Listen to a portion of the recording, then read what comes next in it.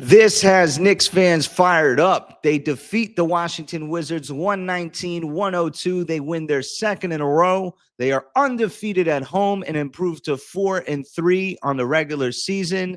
Welcome to my channel. This is your Knicks. My name is Poppa Left. I'll be your host, where I give you all of the Knicks updates, rumors, trades throughout the season, and hopefully the playoff run to the NBA Finals.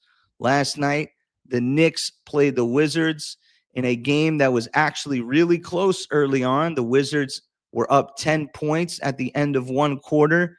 It was Jalen Brunson not able to find his rhythm, being guarded by the young phenoms of the Wizards' backcourt and wing play, whether it was Bilal Coulibaly or Kaishan George or sometimes Champagnie. There was a lot of length, and it was seeming to frustrate Jalen Brunson, but the strength of this Knicks team is that they have options.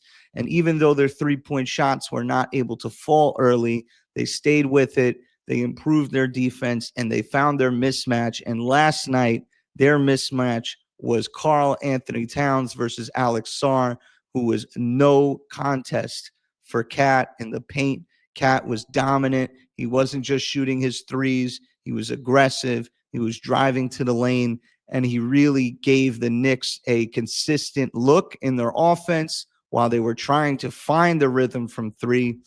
In the second quarter, the Knicks found a way to pull ahead. They actually got up 9. And then out of nowhere, the Wizards went on a 13-0 run to give themselves a 54-50 lead. And I felt this sequence, this 25-second sequence, changed the game and actually put this into where we look back at the game, we think it's a laugher, but it was really a tight game. So it's 54-50. Anunoby stops a 13-0 run. He hits a three. It's 54-53. And then with 25 seconds left on the clock, the Wizards should have held for their last shot. The shot goes up, the rebound, whatever. It's the end of the half. They go into the half with the lead. Instead, they miss a shot. Josh Hart gets the rebound, runs down the court. I believe it was Josh Hart. And he finds Karl Anthony Towns, who hits a three and gets fouled on the play. So the Knicks go on a 7-0 run in 25 seconds and take a 57-54 lead at half. And then in the third quarter, the Knicks ballooned the lead all the way up to 27. They went on a 17-0 run at one point. Jordan Clarkson was hitting threes. Karl Anthony Towns was on fire. Mikal Bridges was hitting threes. OG Anunoby was getting fast break dunks. And, once the Knicks got down 10 in that second quarter, they stopped allowing the Wizards to get easy buckets, and they forced them to be a young team that is just not disciplined with the basketball. I believe they had 20 turnovers. The Knicks only had 12. I felt like that was a big difference in the game. And the Knicks really took care of business. Only negatives in the second half. I felt like once the Knicks did get that lead up to 27, I didn't feel like they stayed with the foot on the gas, and they actually allowed the Wizards to cut the lead back down to 15, which prevented Mike Brown from comfortably going to his 10th to 15th men on the bench, whether it be Kolek, Dottier, Diawara, Jameson, Hukporti. But I do give Mike Brown credit because with a 20-point lead with 4 minutes left, he did empty the bench. And that was one of the things that really used to frustrate me about Tom Thibodeau, is really just being anal about never pulling his starters until the game was absolutely, absolutely over. And yeah, like the Knicks' young players did not play well in those 4 minutes. They actually allowed the Wizards to allow themselves, they allowed them to get to about 12 points with 1 and change to go. But the Wizards kind of like fumbled on themselves, and it didn't really come back to bite us. And hopefully just that extra time on the floor will give guys like Mohamed Diawara, who had his first assist. He was unable to hit a three. He missed 2 free throws. He actually hit disgusting second free throw. But, it's nice to see our young players on the floor and get some experience. The Wizards are a terrible team. I mean, they are 1-6 on the season. They're not going to be competitive. It looks like they do have some young talent. I was a little disappointed in Bub Carrington. I believe Trey Johnson's shot selection will get better. He has a really good touch when he's open or when he's in rhythm. He had 10 points last night, but Carrington's really a disappointment for me. Kaishan George, nice, rangy wing. Shout out to Jay from Florida. And also Alex Sarr is starting to show why he was the second pick overall. But as a team, they just don't have the correct fundamentals to pull out wins. And I'd be surprised if that team gets above 25 wins. So it doesn't really look like we're going to be able to convey their first pick. If that's my main takeaway from last night, other than the win, is that this Wizards team is not going to do us any favors with giving us our first round pick. They're a draft pick away. They're a couple seasons away potentially, depending on who they draft. The Knicks are 4-3 right now. Like I said, these wins, they help stabilize the conversation. They help the season move along. They help steady the hand of Mike Brown, and who has tightened his rotation. There was a couple, people in the rotation that I could talk about. Number one, I think it's important that we've given Josh Hart the opportunity to find his role. He's got a nice little groove going right now on offense. He hit 2 threes. He was doing Josh Hart things. He's played 26 minutes last night. The only disappointment in the rotation has to be Yabusele, who I think is second guessing his most lethal part of his game, which is the 3-point shot. And if he's not playing in rhythm when he's catching the ball from 3, he's got to keep shooting those threes. He's only out there for a certain amount of minutes. It's not really going to offend anybody if he goes 0 for 3 or 0 for 2. He's only out there for 10 minutes. So he's also trying to get comfortable to being the big man on the floor. I don't think he's a natural 5.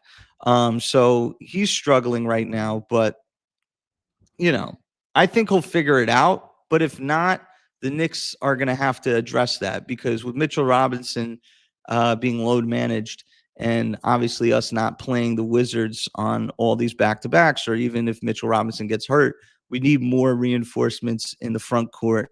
I don't know if Mike Brown trusts Huck Porty just yet to play him more than 15 minutes here and there in a game where there's no Mitchell Robinson. Jalen Brunson did struggle. He was not able to get loose. It was a back-to-back. He had a very aggressive game the night before against the Bulls. He was kind of carrying the team for 4 games in a row, it looked like.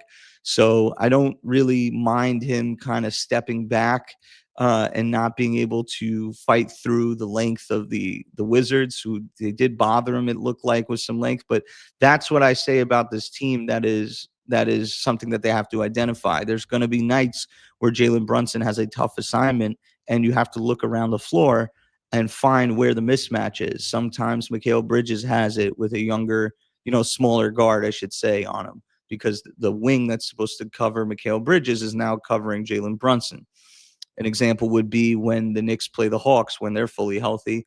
They would put Dyson Daniels on Jalen Brunson and then leave Trae Young to cover Mikal Bridges. Or last year when the Pacers would put a Nesmith on Jalen Brunson, that would leave Tyrese Halliburton on Mikal Bridges. So it's up to the Knicks to find those mismatches. And last night, like I said, it was Karl Anthony Towns who found the mismatch. He had 33 points and 13 rebounds, and he was dominant. And this is why this Knicks team is projected to be one of the best teams, if not the best team out of the East, because they have talent 1 through 5. They really can score at bunches from 1 through 4, whether it be Brunson, Bridges, Anunoby, or Cat, with Mitchell Robinson and the reinforcements off the bench. They have a stacked squad. So we are 4-3 right now, winning 2 in a row, undefeated at home, protecting home court. The offense seems to be finding its stride, still shooting a lot of threes. And we have a nice test here for us Wednesday night as the Knicks welcome in their old friends, Julius Randle and Dante DiVincenzo, who are leading the Timberwolves with Anthony Edwards missing time with injury. So that should be a very good matchup for the Knicks. It should have some juice to it. Minnesota is a very good defensive team. They also play a double big lineup with Rudy Gobert. So it should be interesting to see who gets the assignment in defending Julius Randle. Will it be OG Anunoby? Will it be Karl Anthony Towns? How will Mike Brown match the minutes with the double big? Mitchell Robinson should be available to play in that game. He missed last night's game for load management with his ankle, but Mitchell Robinson is not up to full speed. So we'll see how they compensate for all that size and length that the Timberwolves have. For me, it's going to be about just not allowing the Timberwolves to score from the corners. Their 3-point shooting from the corners, and just isolating one player. Maybe it's Randall, to kind of go one-on-one, but not letting him distribute. I hope they learned their lesson from the game against Milwaukee with Giannis, and how Giannis was cooking individually, but they still had a 12-point lead at half. And then the Knicks kind of played too much, pinch, into the post, and they allowed other players to get hot from three. But it should be a good game on Wednesday night, just to give us a nice test after kind of like a formality, a home and home. Usually those games split with the Knicks and the Bulls, and then the Wizards, who are just not ready to compete to win on a consistent level. Even in games like last night where they had an opportunity to win, they just didn't have the fortitude to step down in certain crucial moments of the game and really extend the game to where it should have been. I mean, last night the Knicks should have been in a tight game, but like I said, that sequence at the end of the first half and then opening up the second half, it ballooned a tight game which had some schematic difficulties in it into a laugher. So that's not going to happen on Wednesday night against the Timberwolves. The Timberwolves are a team that also has championship on their mind, even without Anthony Edwards in the short term. They're a team that's going to come in here and they're going to try to kill us. They're going to try to win the game. So it's going to be interesting to see how the Knicks continue to defend home court, which I think is a good theme for them as they try to become a championship team. Losing 2 games at home in the Eastern Conference Finals before the series could really even catch wind was a big-time disappointment and really ended our season. So let's see if the Knicks can build on their 4-0 record at home. And let's see if they can, get back to, like I said, when you have a team that is trying to get to the finals, when you have a team that's trying to establish the regular season in the right way, you want to start getting those increments. You want to get to 5 games over 500. You want to stay away from hovering over 500. So that's their first mark. So right now they got over 500. They're at 4-3. The next step is to stop hovering around 500 and to get 5 games over 500. The good news is they got 5 more games at home. They go 4-1, they're going to be 8-4. If they go 5-0, they're going to be 9-3. So they have an opportunity to close this homestand on the right way and hit the road and then start to ascend even higher, try to get to 10 games over 500. So that's what we're looking at going forward, but it all starts with Wednesday. If they lose Wednesday, you kind of drop back and you have to kind of assess the team in that light, and we don't want to do that. So stay tuned to my channel, Your Knicks Podcast, where we give you all the updates, rumors, and trades. Don't forget to like right now, comment, and subscribe to the channel. We are up to above 165 people, I believe, on the channel. So that's phenomenal through a couple weeks to a month of the season.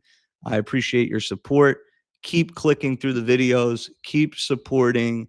It is much appreciated. This is Your Knicks.